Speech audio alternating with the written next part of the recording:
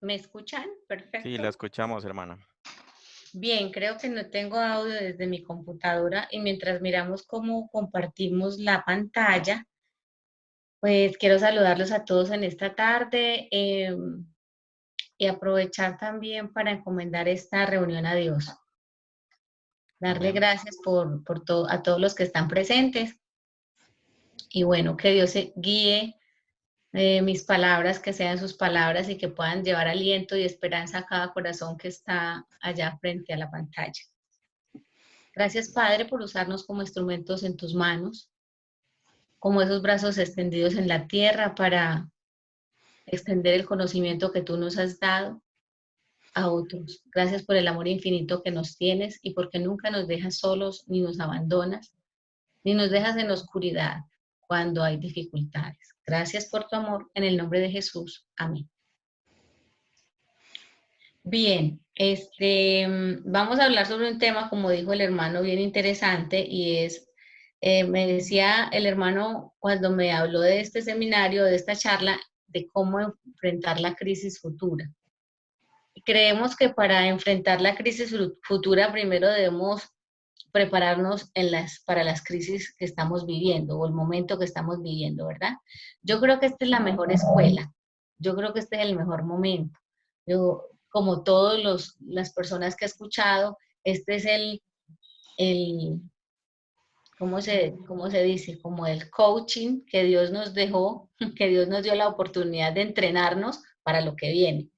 Como tomen este tiempo, este receso para que tomen todas las herramientas que van a necesitar y que no los tome desaprevenidos la próxima. Dios es muy bueno, Dios es misericordioso, Dios es paciente, benigno con todos nosotros y nos da esta oportunidad, ¿cierto? Vamos a hacerlo participativo, ustedes van a tener preguntas, me van a decir qué dudas tienen, en cuanto a lo que se vaya hablando. Vamos a tener un tema que nos va a servir no solamente para lo que estamos viendo hoy, sino para muchas cosas en la vida, porque resulta que a veces creemos pues que la pérdida de un ser querido es solo lo que implica duelo. No, vamos a hablar sobre el duelo para enfrentar las crisis, no solamente futuras, sino las crisis que podemos estar enfrentando en este momento. Eh, para las crisis de pérdidas, a ver, ahora, la crisis siempre implica oportunidades, yo creo que eso ya se hace repetido y ya lo han escuchado muchos ustedes, que la crisis implica una oportunidad, que cada quien, de acuerdo a la actitud que asume frente a la situación, puede sacar partido o puede hundirse con ella, ¿cierto? Yo puedo aprovechar este tiempo para tomar una alimentación saludable y que después de la cuarentena salir más fortalecido, más rejuvenecido, más delgado, o puedo también tomar la decisión de comer y dormir y bueno, y no hacer más nada. Entonces, es la actitud que nosotros tenemos frente a la situación lo que va a hacer la diferencia. Entonces, nosotros presentamos en la vida muchos duelos por muchas circunstancias, por muchas cosas que nos acontecen. Entonces, en ese sentido, eh, perdemos dinero, ¿cierto? Perdemos la salud. ¿Qué otras cosas podemos perder? A ver, los escucho. El Eh, tiempo, Perdemos tiempo, cosas que nos digan, ay, que nos hagan sentir mal, que nos Estima hagan, propia. exacto, ¿qué más podemos perder? A ver, participemos todos, paciencia, despertémonos, la paciencia, la paciencia, ¿qué más? a veces la comunicación. La comunicación, ¿cierto? Se pierde la comunicación también con otras personas. ¿Qué otra cosa podemos perder?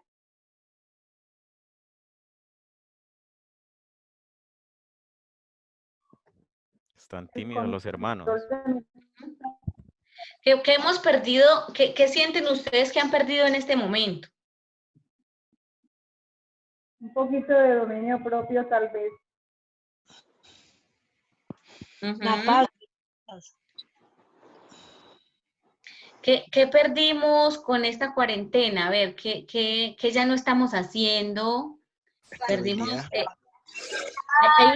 Hay una situación muy importante para el ser humano y es que yo he escuchado mucho el hecho de que somos seres sociables por naturaleza.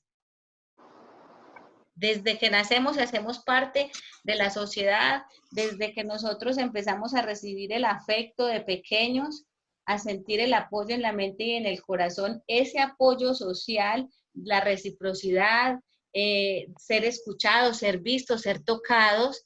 A veces nos cuesta salir al supermercado ahorita y encontrarnos con amigos y saludarlos de lejitos, ¿cierto? Porque el ser humano tiene esa parte social por naturaleza y a partir de ahora nos va a tocar hacer muchos más distanciamientos sociales y dejar muchas otras cosas. Por ejemplo, a nosotros nos recomiendan las salidas de las ciudades. Eso implica una pérdida emocional, ¿verdad? Entonces, las pérdidas emocionales no solamente cuando el familiar muere, o sea, lo que implica un duelo no es solo cuando una persona de nuestra familia muere, un amigo, un ser querido, no es solamente eso, tenemos las pérdidas emocionales, tenemos las pérdidas afectivas, tenemos las pérdidas económicas, tenemos las pérdidas de la salud. Estamos enfrentados a muchas pérdidas, pero a veces solamente como que nos enfocamos en uno. Y eso nos ayuda a calmarnos, o sea, el hecho de nosotros tener esa cercanía con otras personas nos ayuda a calmarnos de situaciones, a curarnos, a crecer, porque nosotros tenemos esa necesidad, esa sensación visceral de seguridad que nos suele brindar el entorno. Y esto se hace desde que nacemos, estamos en brazos de alguien que nos quiere y nos cuida incondicionalmente, ¿o no? Ustedes saben lo rico que se siente un abrazo, ¿sí o no? A ver, Claro, ¿los así es. escuchan los abrazos o no? A todos. Entonces, esa socialización marca nuestra calidad de vida y ahora nosotros hemos perdido en parte esa situación, ¿verdad? Está bien que tenemos una red de apoyo familiar, los que la tienen, porque hay algunos que incluso están solos en este momento.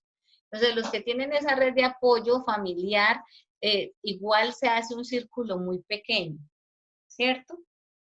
Entonces, para eso necesitamos desarrollar muchas herramientas a nuestro alcance para poder enfrentar estas situaciones. Herramientas como cuáles. Bueno, nosotros vamos a trabajar el duelo. El duelo es la reacción emocional del comportamiento que se manifiesta en forma de sufrimiento y aflicción. Puede ser cuando un vínculo se rompe de cualquier índole, más esto es una respuesta adaptativa que es normal, que suele producirse en el contexto de cuando algo nos falta, que nos produce estas reacciones ante la pérdida de seres amados o de situaciones que vivíamos antes. Por ejemplo, a los chicos, los jóvenes dejaron de ir al colegio, a la universidad, de ver los amigos. Entonces vemos cómo otras cosas van ocupando ese lugar y tenemos que reinventarnos. Entonces, no existe una respuesta disponible a la pregunta ¿en qué momento se terminan los duelos? Porque realmente son como actitudes. Tenemos una teoría de Kubler que habla sobre el duelo, pero pues ha sido un poco criticada precisamente por eso, porque es muy esquematizada, porque es como muy encuadrada y como que va por etapas y realmente el duelo a veces puede ir de etapa en etapa y no en ese mismo orden que ella lo expresa, pero ahora vamos a ver esas 5 etapas del duelo y qué hacer con ellas, cómo elaborarlas, y nosotros mismos vamos a poder reconocer en qué momento o cuáles etapas ya hemos superado en esta situación y que nos van a servir mucho para las situaciones futuras. ¿Hasta ahí vamos bien? ¿Cómo van? ¿Preguntas? Todo bien. Hasta ahí vamos bien. Muy Queremos juiciosos. imagen para poder interactuar. Muy bien, muy bien. Bueno, está bien. Hay estudios en los que se dice que después de cumplir los 12 meses se puede pensar que el duelo Si todavía seguimos con síntomas, puede ser patológico y bueno, ya necesitaríamos para superarlo de intervención, pero nosotros, los seres humanos, tenemos muchas herramientas. Dios nos dotó perfectamente de herramientas para gestionar nuestras propias situaciones. Todos, absolutamente todos tenemos muchas herramientas para salir de este tipo de situaciones. Ahora sí me gustaría que el hermano me diga cómo hago para compartir la pantalla porque todavía no he podido. En la parte de abajo de su aplicación de Zoom hay un cuadrito verde con una flecha hacia arriba. ¿No? Debajo de la... A ver, veamos. A la parte de participantes. Voy a mirar, dame un segundo porque tengo... Okay. ok, ya. Aquí dice compartir pantalla, ¿cierto? Ya. Ajá, y Maravilloso, qué selecciona la tecnología tan presentación. espectacular. Bueno, saludar a los hermanos que ahora los estoy viendo. Sonia, hola, ¿cómo estás? Bendiciones. Qué bueno verte por aquí, Bernardo, Rosalba. Suegra, un abrazo allá en Fundación Magdalena, la señora Alicia Aristizábal. Bueno, entonces continuamos. Ahora están viendo mi pantalla, ¿verdad? Sí, ahora sí. Sí. Bien. Allí está mejor, ¿sí o no? Mejor. Bien, entonces vamos a ver las recomendaciones de salud mental para las familias durante el aislamiento preventivo, factores de riesgo y factores protectores. Aparte de eso, vamos a ver entonces, enfocarnos en esta parte del duelo y de la pérdida que hemos podido tener en este momento, que obviamente el hecho de sacar la mejor versión de nosotros y sacar el mayor provecho de las situaciones es lo que más nos ayuda en situaciones como esta. El pueblo de Dios en este momento y en general la humanidad está desarrollando una habilidad que es importantísima para esto que se llama la resiliencia y lo vamos a ver al final y vamos a ver qué cosas podemos hacer para nosotros fortalecer y desarrollar mucho más esa resiliencia tan importante para lo que vivimos y lo que viene en futuro y para todas las situaciones de la vida. Entonces, como les decía, el duelo y las etapas de Kubler-Ross son 5. Ella las enumera como 5 etapas. Vamos a ver lo que son las etapas del duelo. O sea, nosotros empezamos con la negación, ¿cierto?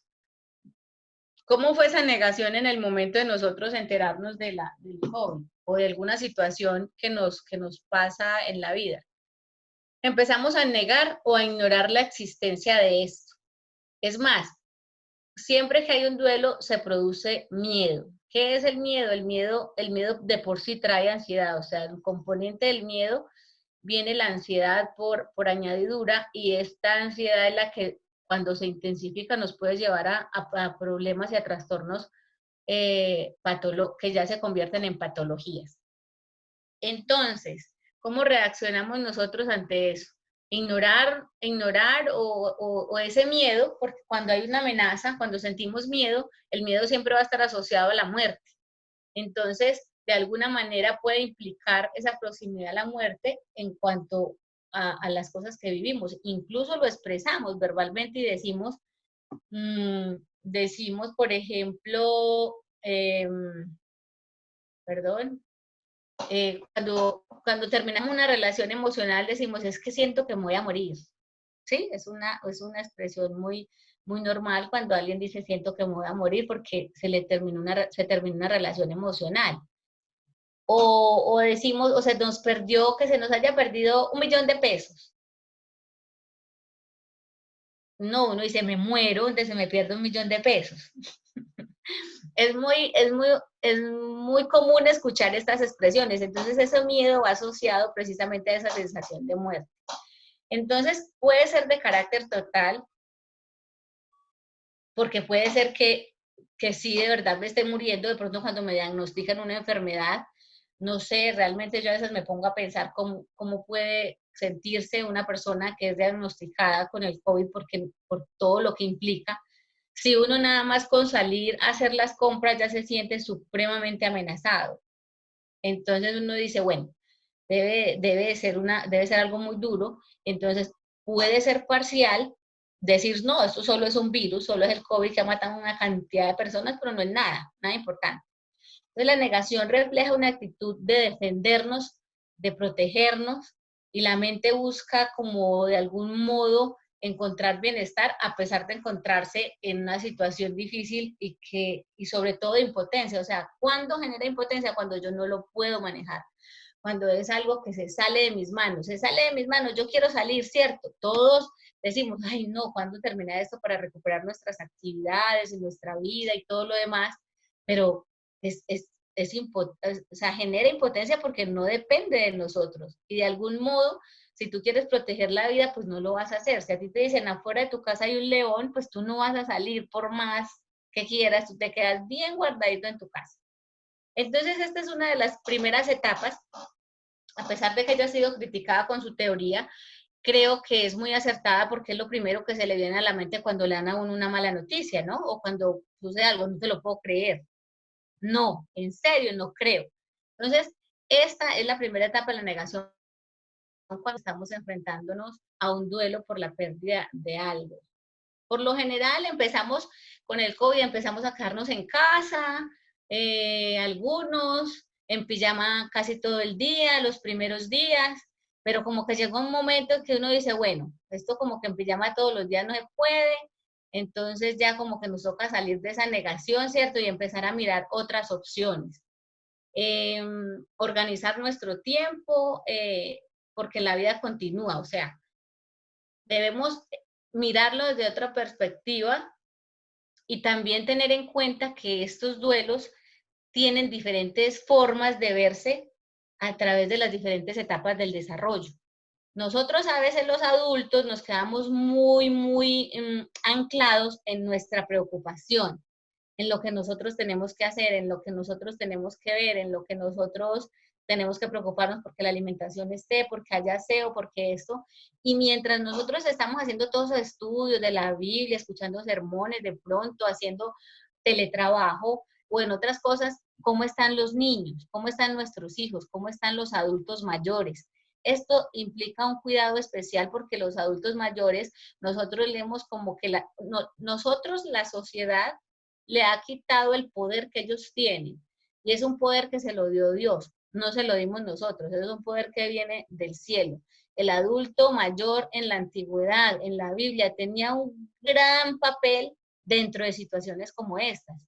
El adulto mayor tenía un gran papel en toda la vida, era el consejero, era la persona más tenida en cuenta. Y eso el enemigo de Dios lo ha cambiado de una manera brutal, porque a veces nos olvidamos de esas personas adultas mayores que aún son tan funcionales y realmente hay que traerlas de nuevo. O sea, hago un paréntesis para hacer un llamado a esto precisamente, sobre todo a los líderes de iglesia y también a los líderes de familia, que retomen sus lugares, que puedan crear grupos de adultos mayores que se dediquen a la oración, como lo hacían antes en el pueblo de Dios, y que podamos nosotros incluirlos y vincularlos y saber que ellos también están pasando por estas etapas y que su forma de ver la vida, bueno, implica más experiencia y más sabiduría y que nos puede servir en vez de nosotros coger esa sabiduría y guardarla por allá en una habitación o solamente llamarlo para cuando van a comer, etcétera.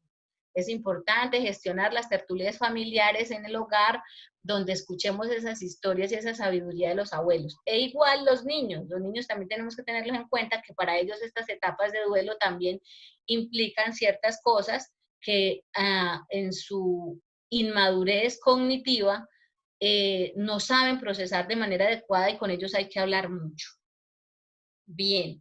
Entonces, tener en cuenta esas diferentes etapas del desarrollo y los roles y el papel que juega cada uno dentro de la situación. Hemos cambiado mucho esos roles, por eso les decía, o sea, las jerarquías de la familia siempre vienen de arriba hacia abajo. Los abuelos, luego los padres, luego los hijos. Y nosotros como que están los padres, los hijos y abajo los abuelos. O sea, hemos invertido mucho y violado mucho las leyes de la naturaleza, y es hora de que todo se vuelva a poner en orden. Bien, después de esa etapa tenemos la ira. La ira es una emoción que surge para enfrentar algún obstáculo. Es más, después del miedo o en alguna situación de miedo, tú te preparas para hacerle frente o para huir, pero cuando cuando aparece esta ira, es muy probable que tú te enfrentes con el que te va a atracar, ¿cierto? Hay personas que se enfrentan con ellos y lo que les da es mucho enojo. Es normal que tras una noticia muy negativa, nuestro cuerpo busque gestionarlo a través de la ira. Y este enojo puede tener distintas víctimas o distintos objetivos. ¿Cómo así? Distintas víctimas pueden ser los hijos. A veces, mire, incluso ahorita la cifra de violencia intrafamiliar ha aumentado de manera increíble, significativa. Yo estoy trabajando con la Red de Salud Mental de Colombia a través de las uniones. Estuvimos en una reunión con el Ministerio de Salud y nos han mostrado las cifras de cómo ha aumentado la violencia intrafamiliar. Entonces, en esta ira que nosotros tenemos en esta etapa, en estas etapas del duelo, se presenta mucha irritabilidad dentro del hogar. Entonces, estamos enojados con el esposo, con el familiar, con los niños, y no sabemos por qué esto está sucediendo. Entonces, es importante saber que puede hacer parte de estas etapas del duelo y que debo empezar a mirar cómo gestiono este enojo que me tiene tan mal, de tan mal humor con las personas que están en mi casa, que no tienen nada que ver con, que no se inventaron el COVID o que no se inventaron la situación que está pasando en mi vida, una patología que me acaban de diagnosticar, un desastre natural, una pérdida, etc.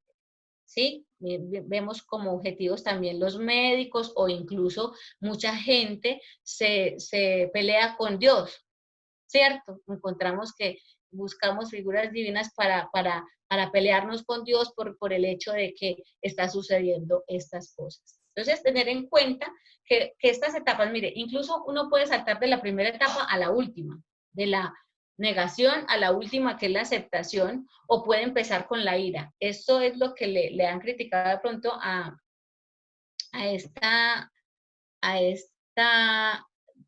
teoría, y es que no necesariamente tiene que ser en ese orden, y que son actitudes que puede uno tener ante ciertas circunstancias que le pasan. Ahora, después de la ira sigue la negociación.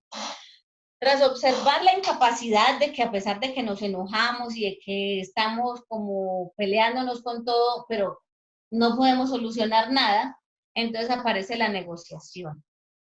La persona desesperada pide al destino, o sea, es como una búsqueda fantasiosa, o a figuras divinas que desaparezca la muerte o la amenaza que se está presentando. Entonces empezamos como a negociar, bueno, si yo hago esto, Señor, yo de ahora en adelante voy a dejar tal cosa, pero tú ayúdame en esto, ¿sí? Más o menos esa es la etapa de la negociación.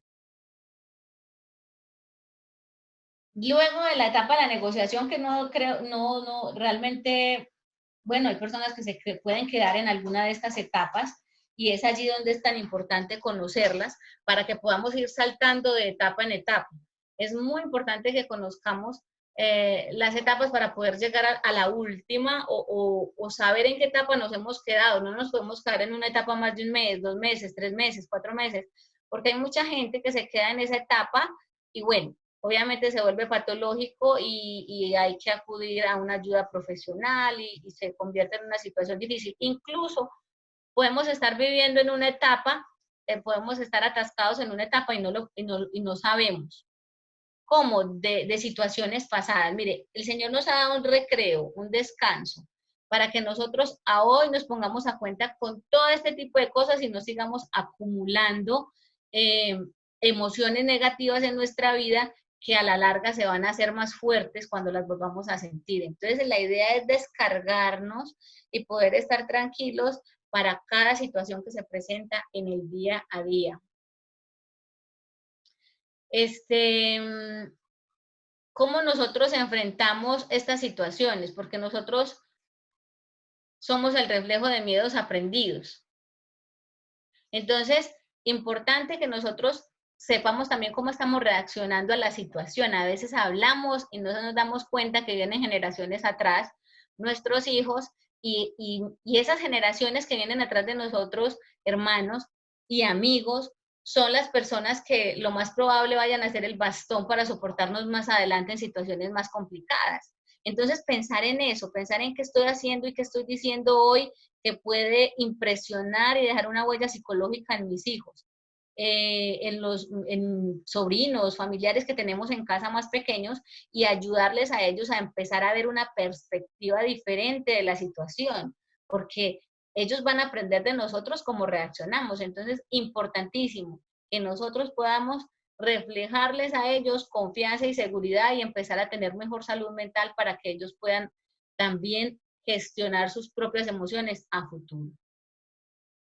¿Saben por qué lo digo? Porque voy a hacer otro alto aquí, y es que yo he visto en las noticias cómo es que el gobierno colombiano se ha tomado, por ejemplo, la tarea de los padres. Las infracciones, nos decían en el Ministerio de Salud, las infracciones más frecuentes y los comparendos que se han impuesto son entre edades de 18 a 26 años, o sea, es una población muy joven. Y realmente, pues, o sea, es como tomarse la tarea de educar a los hijos ya grandes, de otros. O sea, nosotros tenemos que hacer conciencia de que de la educación que le estamos dando a nuestros hijos, del ejemplo que estamos dando a nuestros hijos ahora, porque no puede ser que a mi hijo, o sea, que yo tenga un hijo y que esté saliendo a la calle y entonces le tengan que poner a hacer planas, porque eso es lo que he visto, a manera educativa, que los ponen a hacer planas. No voy a salir a la calle, me voy a quedar en casa. Esto es para, o sea, como para una educación de desadaptación social, una educación para niños de primaria, diría uno, ¿no? Entonces, es muy importante que podamos, que entre aquí la educación social para con nuestros hijos, que no tenga que salir después uno a saber que están educando a nuestros hijos de 20, 25 años, lo está reeducando el Estado. Entonces, es enseñarles a respetar las leyes, enseñarles cómo gestionar sus emociones y cómo gestionar las cosas que se nos presenten, que es que no porque yo dije que voy a salir, tengo que salir. No, no es así. Es el ejemplo que nosotros debemos estar dando ahora, hacer conciencia a estos niños, a estos adolescentes y ayudarlos para que puedan adaptarse de manera adecuada a la sociedad. Bien, continuamos. Sigue la depresión, tercera etapa. Cuando la enfermedad se recrudece o la realidad que estamos se nos impone, aparece la depresión. Hay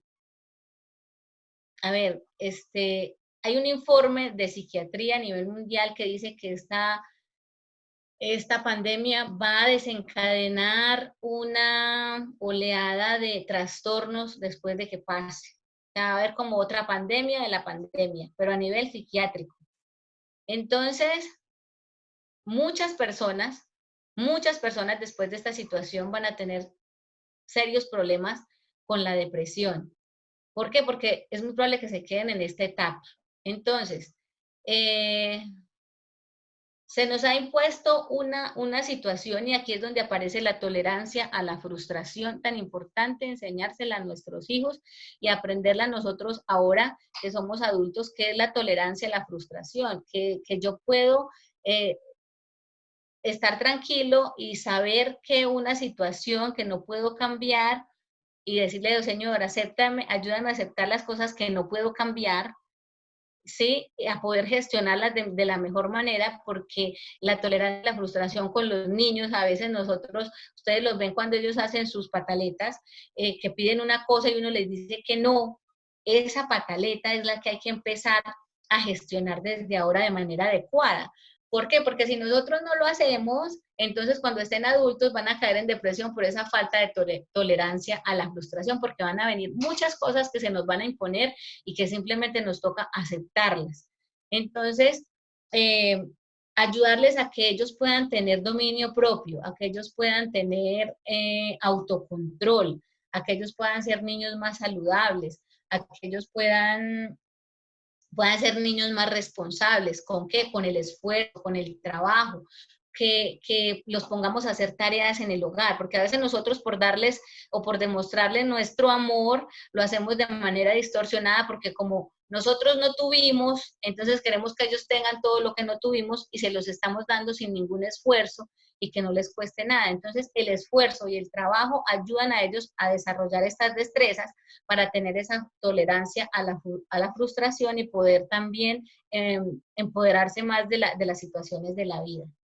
Entonces, la persona puede caer en una fuerte desesperación por la fuerte sensación de impotencia y la tristeza profunda cumple la función de minimizar el gasto de recursos ante una situación irresoluble. Esta etapa es muy chévere porque aquí, en las etapas del duelo, cuando esta etapa llega y se gestiona de manera adecuada, es como la plataforma para salir de ahí. Es necesario sentir esa tristeza, o sea, cuando nosotros estamos ya en la depresión, es necesario vivir, sentir la tristeza, dejarla fluir, no reprimirla. Si alguien en la casa tiene ganas de llorar, no le digan, por favor, no le digan que eso es una bobada. No le digan que no llore, no le digan que no es para tanto. Toda emoción requiere atención. Si la persona dice que tiene miedo, o si el niño dice que tiene miedo porque el baño queda a 2 pasos, pero está oscuro, acompáñelo, préndale la luz. Si dice que está triste, créale. O sea, si el esposo, si el cónyuge, creamos en estas emociones y ayudémoslos a gestionar. La tristeza en esta parte es importante porque nos ayuda a salir de ahí. Por eso Dios dice, con la prueba viene la salida. Entonces, cuando se nos imponen situaciones en la vida, nosotros debemos aprender que sí, que nos genera negación en un principio. A ver, vamos a hacer el repaso, que vamos a negarlo, que nos vamos a enojar, que después vamos a buscar salidas fantasiosas y que vamos a llegar a un momento de tristeza y que esa tristeza tiene una función y que debe cumplir su función y es minimizar ciertas cosas para yo poder salir de ahí, para yo poder enfrentarme y llegar a la mejor etapa de todas, de estas del duelo, que es la aceptación. Esta es la mejor. Entre más rápido usted acepte una situación, más rápido usted deja de sufrir. A ver, quiero que lo repitan todos. Activen sus micrófonos. Activemos los micrófonos todos. Bien, Sonia, vuélvelo a activar.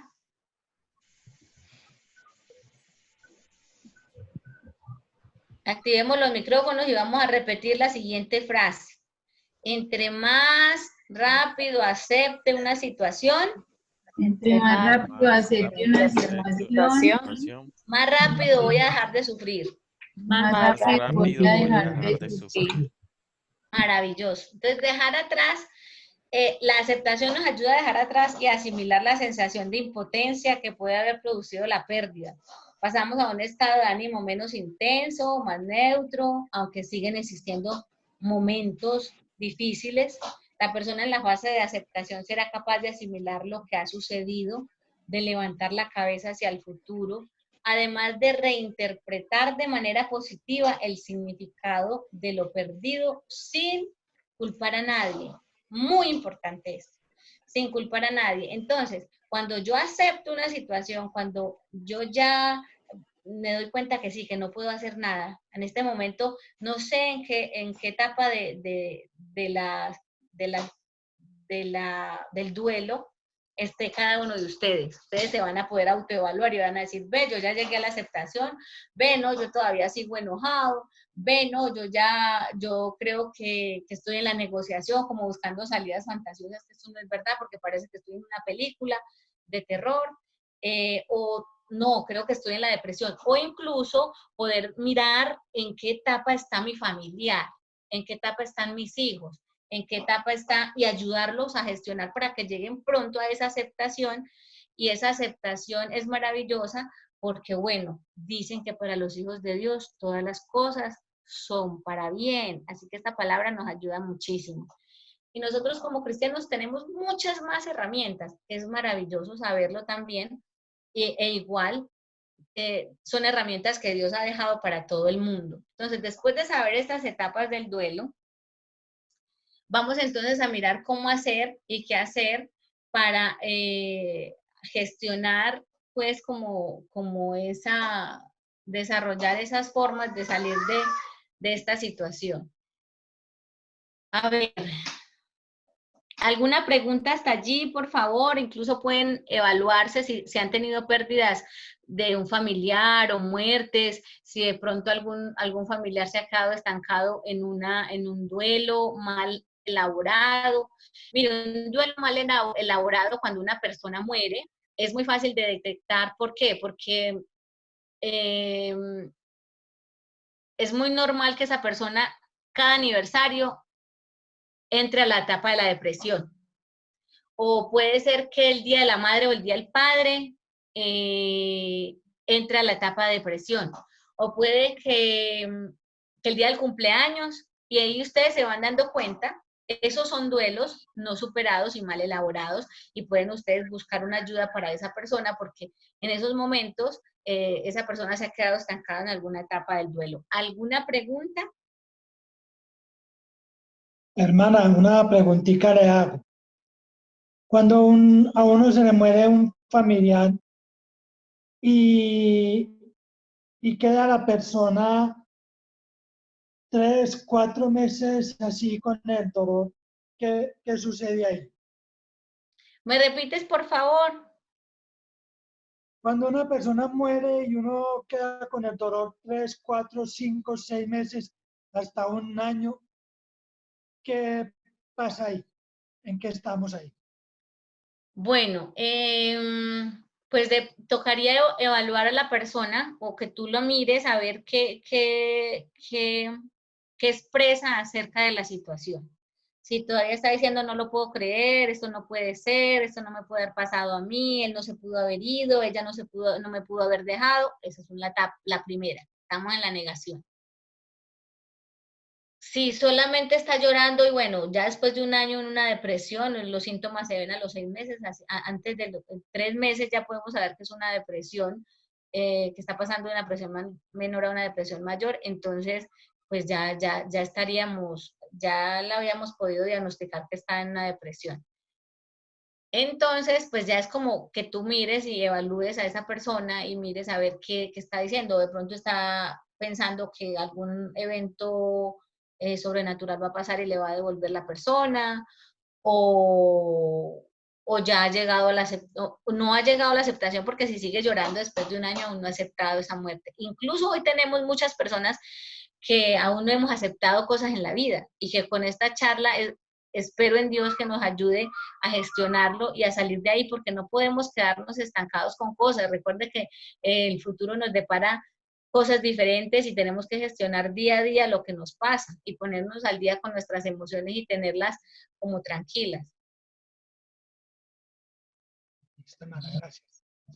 Con gusto. Bueno, tenemos factores de riesgo en cuanto al COVID-19, emociones negativas relacionadas a la incertidumbre y a la desesperanza, incapacidades, muertes y pérdidas económicas, noticias falsas, por favor. Recuérdense que nosotros somos lo que hay en nuestros sentidos. Ubíquense siempre en esta situación, en cualquier otra, ubíquense siempre en encontrar noticias que sean veraces. Busquen las fuentes veraces, no vean noticias todo el día, ni vean videos todo el tiempo. Yo ahora les comentaba en la escuela, en el repaso de la lección, que tengo una amiga en Francia que me mandó un video y bueno, la noche anterior me había llamado muy angustiada, con mucha ansiedad y estaba muy intranquila porque había escuchado que estaban sonando trompetas en el cielo, ¿cierto? Y es cierto, hay un fenómeno climatológico que hace como un sonido de trompetas, es real, pero es un fenómeno supuestamente de la naturaleza, entonces entonces entramos en mucha confusión porque hay muchas noticias en las redes que dicen, no, ya Jesús está viniendo, yo me perdí, bueno, infinidad de cosas que uno queda también como sorprendido con las noticias que sacan. Pero, y luego al otro día me manda el video de una vidente, de un oráculo que habla sobre todas estas cosas. Entonces, mucho cuidado con qué nos estamos alimentando en cuanto a noticias sobre los eventos que estén sucediendo, este u otro que venga, que podamos tener noticias veraces. Y bueno, gracias a Dios nosotros los cristianos contamos con un libro guía que es maravilloso. Sí, también podemos tener factores de riesgo que puede hacernos perder el equilibrio emocional, y es el desabastecimiento, que en un principio se dio, no sé si ustedes se acuerdan que todo el mundo estaba comprando de todo, incluyendo el papel higiénico, ataques de pánico por mucha ansiedad, compras compulsivas, o de pronto llegar a trastornos obsesivos compulsivos por el hecho de tener que estarnos lavando las manos todo el tiempo, y van a venir otras cosas que para protegernos entonces vamos a tener que hacer otras cosas y puede llevarnos a trastornos obsesivos compulsivos. O comportamientos oposicionistas. ¿Cuáles son esos comportamientos oposicionistas o antisociales? Los que hacen que les pongan planas en la calle, o sea, esos que dicen, no, a mí nadie me dice que me quede en la casa, ¿sí?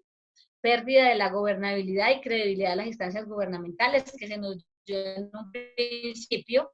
Creo que ustedes se dieron cuenta que unos decían una cosa y los otros gobernantes decían otra, entonces a veces pasan estos factores de riesgo que pueden suceder durante las emergencias. Los factores emergentes, menores de 5 años, conductas involutivas, agresividad en el juego, ocasionalmente miedo o ansiedad por separación, esto para los niños menores de 5 años, que ellos pueden estar sintiendo estas situaciones. Entonces me dice que mi conexión es inestable, ¿me escuchan? Sí, la escuchamos. Ok, entonces tenemos en los menores de 5 años que nosotros podemos decidir o evolucionar o involucionar. Entonces los niños a veces tienden a retroceder. ¿Cómo así? Resulta que el niño de 5 años está haciendo pis en la cama. Esas son conductas involutivas, ¿cierto? Entonces, o en la ropa. Entonces tenemos que poner mucho cuidado a estos factores emergentes que se vuelven más agresivos, que tienen de pronto ocasionalmente miedo, ansiedad de que el papá o la mamá salga a hacer las compras, entonces no quiero que se vaya o no quiero estar solo. En los niños de 6 a 10 años son las conductas espejos, también las conductas involutivas o el bajo rendimiento escolar, porque muchos de los niños que tenemos ahora están siguiendo pues como están siguiendo el modelo por internet. Y los jóvenes, trastornos de conducta, consumo de sustancias psicoactivas. Aquí quiero hacer un alto, no sé cuánto tiempo me quede, pero quiero hacer un alto porque en esto de consumo de sustancias psicoactivas, en este momento de cuarentena, ahí van a desencadenar muchas situaciones que no conocíamos en el hogar. Van a haber familias que van a descubrir o no van a descubrir, van a encontrarse con adolescentes que van a estar muy inquietos con el síndrome de abstinencia, que de pronto no sabían que sus hijos consumían drogas o alucinógenos o tenían alguna adicción, y vamos a tener el síndrome de ansiedad, de abstinencia a flor de piel, que da con temblores, que da con irritabilidad, que da con ansiedad, que da con angustia, que da con desespero, etcétera. Entonces, para que tengan en cuenta esta parte, que es muy probable que por el hecho de ya no estar fuera de la casa y tener el acceso a las drogas de una manera fácil, pues vamos a encontrarnos con este tipo de situaciones. También para los jóvenes hasta los 18 años, desesperanza para el futuro. Bueno, voy a hablar otras recomendaciones. De niños de 1 a 5 años se recomienda el contacto físico, abrazarlos, agarrarlos las manos, alzarlos, palabras cálidas, consoladoras, garantizar que la satisfacción de sus necesidades básicas están cubiertas, tanto físicas como psicológicas, muchas palabras de aprobación, de amor, mucha educación sobre el futuro, sobre los eventos. No nos quedemos solamente con la información nosotros. Mostrémosles, hay muchas formas de ilustrarle el libro de Daniel a los niños. Hay una página que se llama Escuela Sabática Like, que le enseña a los niños muy bien lo que es el libro de Daniel, muy ilustrado, para que ellos tengan conciencia y vayan aprendiendo lo que les espera a futuro. De 6 a 11 años necesitan más atención, comprensión, por lo tanto, las expresiones de sentimientos de ira, tristeza y miedo la psicoeducación sobre lo que les está pasando, sobre la emergencia, que ellos sepan qué está pasando, por qué está sucediendo. No subestimemos las capacidades de los niños. Y a los jóvenes de 12 a 17 debemos potencializar la expresión de sentimientos, escucharlos, aumentar la socialización con ellos, aprovechar este momento, que a veces ellos siempre han estado muy aislados porque los adolescentes, entonces aprovechar para escuchar, para saber por qué se comportan de un modo diferente, qué dudas tienen sobre la vida, sobre el futuro, sobre su sexualidad, sobre tantas cosas que a veces nosotros no hablamos, dizque por falta de tiempo.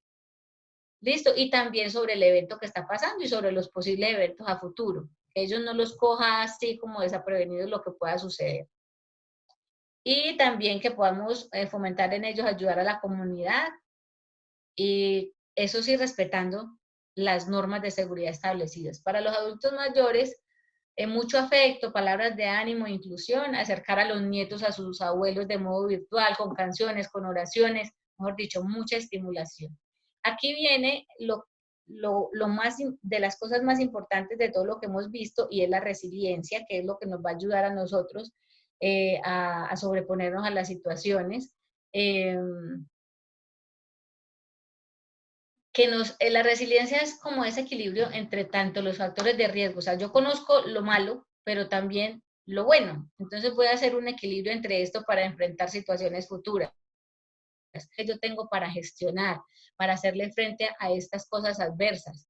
Es momento de empezar a continuar, a continuar fortaleciéndolo, los que ya lo han empezado a hacer, y los que no, a empezar a fortalecerlo y a practicar este concepto en las familias adventistas. Los acontecimientos hablan por sí solos y debemos seguir preparándonos porque todos sabemos que vienen cosas diferentes. Nietzsche decía, lo que no me mata me hace fuerte.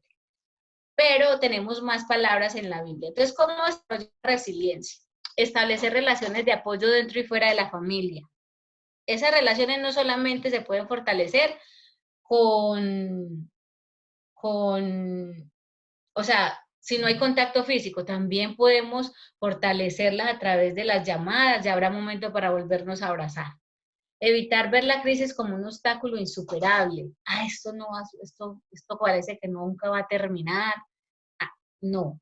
Y esas frases, recuerden que debemos tener frases muy positivas en la casa. Ojalá podamos hacer un cartel grande donde diga, esto también pasará. Esa es una frase de la abuela que me encanta y me ha marcado a mí, creo que a toda su generación, porque mis sobrinas también la repiten mucho y dicen, ay, mi abuela dice esto. Y yo saludo a mi mamá también en el Perú, si está por ahí. Ay, a mi esposo lindo y hermoso que lo veo por acá conectado, Cristóbal en Venezuela, te amo.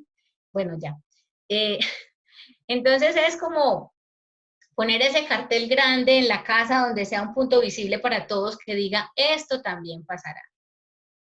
Eso nos ayuda a nosotros a estar más tranquilos y más preparados para estos obstáculos que parecen insuperables.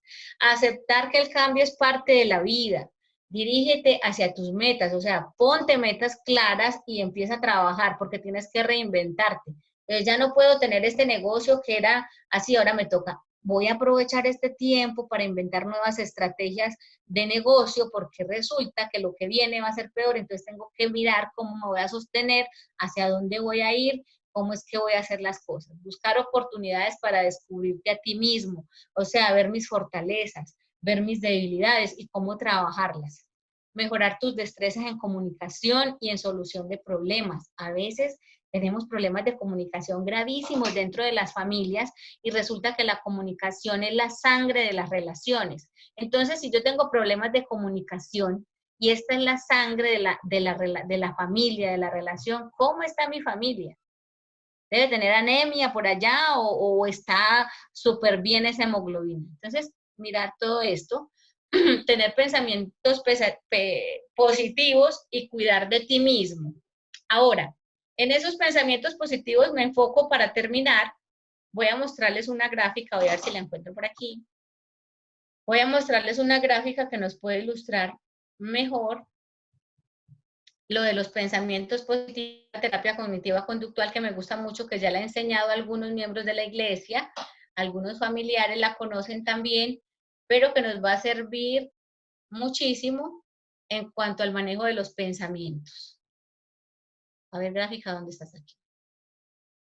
Muy bien, ¿la ven? ¿La pueden ver? Tiene que compartirla, descompartir ese o Ok, compartirla. ok. Ajá. Voy entonces. Mm. Doctora, tenía una pregunta, no sé si hay espacio, usted va a dar algún espacio para hacer alguna pregunta. Pues el tiempo, ustedes me dirán. Ok.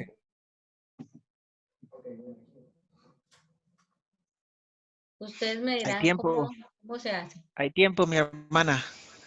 Ok. Bien.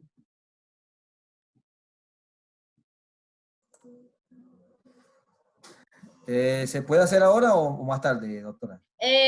Vamos a hacer un bloque entonces de preguntas, Ok, ¿les parece? ok, listo.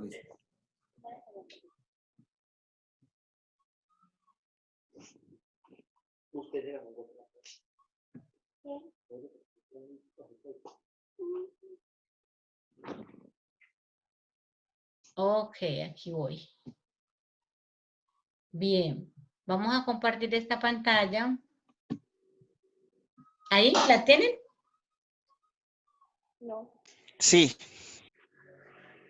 Bien, entonces tenemos los pensamientos, el manejo de los pensamientos negativos o poco útiles y el manejo de los pensamientos positivos. ¿Por qué? Porque aquí es donde radica todo. Por eso Dios daba instrucciones muy cuidadosas sobre la importancia de mantener nuestra mente sana, de tener nuestra mente llena de cosas buenas.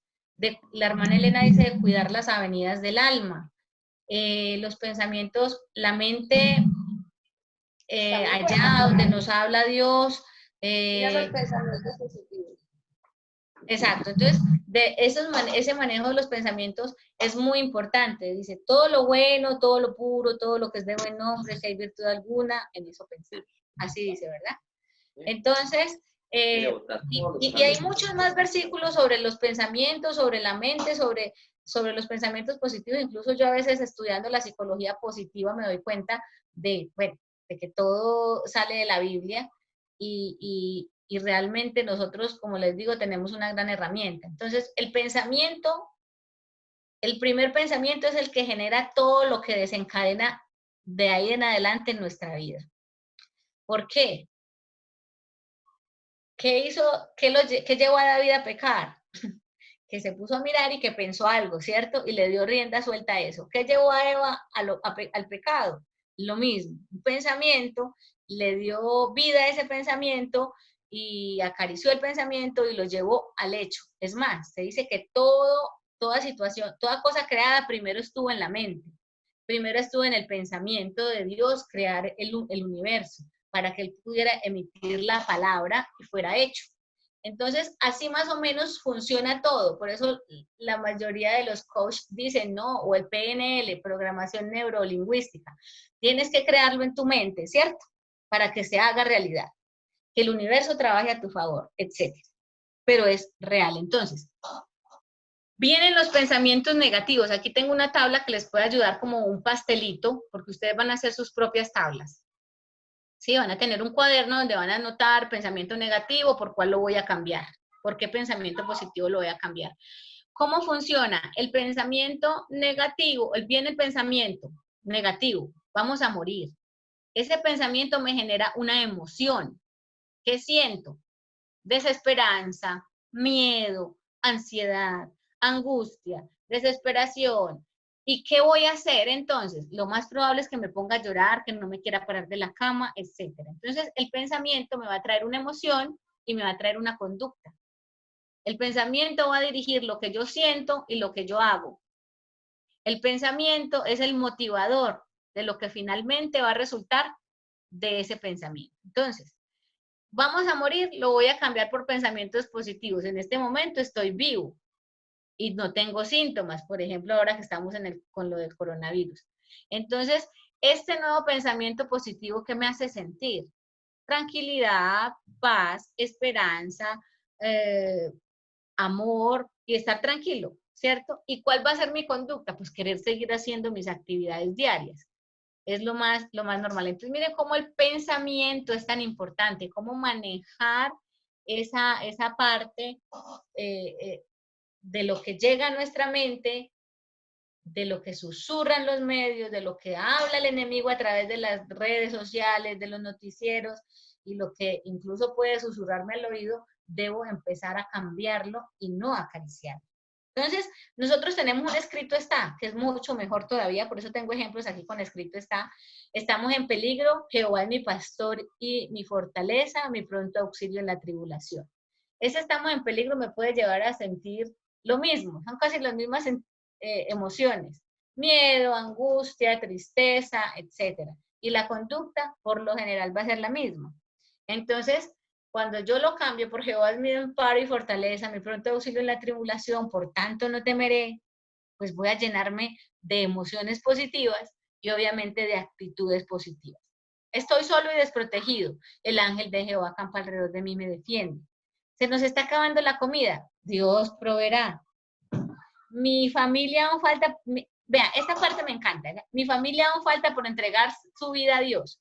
Y es una cosa que es increíble porque tenemos muchos familiares que nos han entregado a Dios y han sido muchas las personas que me han consultado por esta frasecita, que están llorando, que están angustiados, que están tristes, que están desesperados, y eso es como quien dice por ahí, agregarle mal al mal.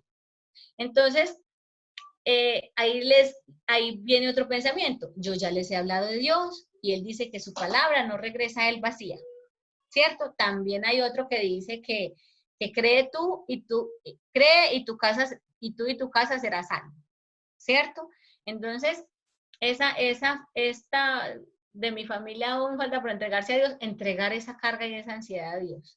Me siento improductivo todo el tiempo en casa con los niños, etcétera, aquí haciendo nada. Entonces, mi labor es muy importante porque no es material, sino para la vida eterna.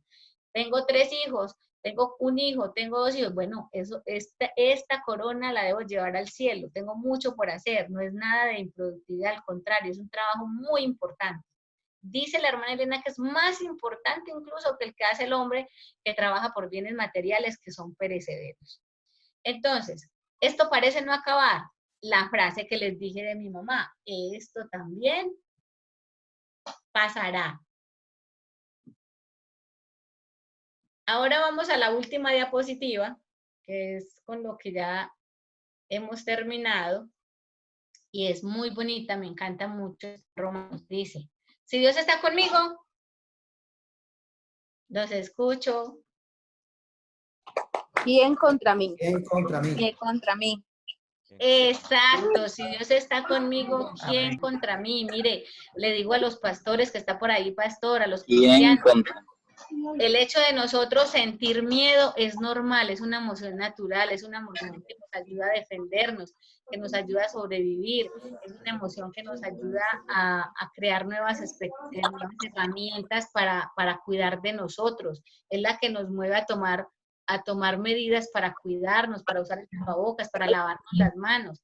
Es normal que sintamos miedo, pero resulta que el cristiano parece que le negaran esa emoción, sobre todo a los pastores, a los padres de familia. Parece que no pudieran sentir miedo porque por el simple hecho de ser cristianos. Y eso hace que la ansiedad sea mayor. Entonces, para que lo tengan en cuenta, hace que la ansiedad sea mayor. Recuerden que Dios dijo, que en la Biblia hay alguien que dijo, Señor, yo creo, pero ayuda a mi incredulidad. Es normal que sintamos miedo porque esto muchas veces lo relacionamos con falta de fe. Ay, no, entonces si yo tengo miedo siendo pastor, siendo anciano de iglesia, siendo líder, yo con miedo, no puedo tener miedo porque entonces no estoy teniendo fe en Dios y a eso a Dios no le gusta, entonces estoy mal en mi relación con Dios. No, mis queridos hermanos, para nada. Es normal que lo sintamos, dejémoslo fluir, experimentémoslo y recordemos esa frasecita. Señor, yo creo, pero ayuda a mi incredulidad. Entonces no le agreguemos mal al mal. Recuerden que Dios nos ama, nos quiere tener sanos en todas las áreas, quiere que seamos prosperados en todo. que gocemos de buena salud, así como prospera nuestra alma y Él tiene el control de toda esta situación y de todas las que vendrán. Y recuerden que esto también pasará.